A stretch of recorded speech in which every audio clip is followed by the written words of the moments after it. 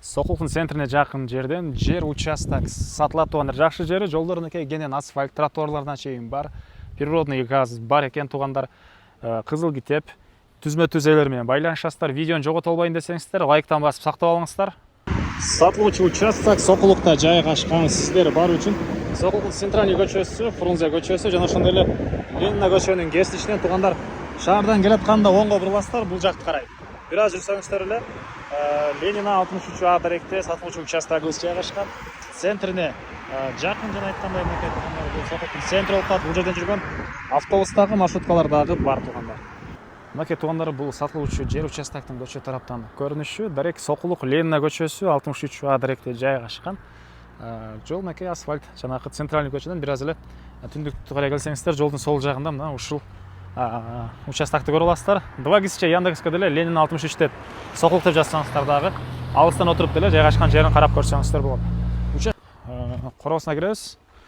Ушундай болгон туугандар, жер участок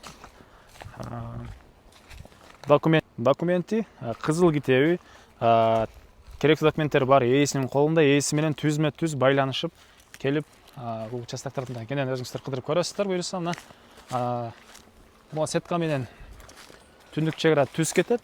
Аркы кош неме болгон сетканын түштүк чегара түз кетет.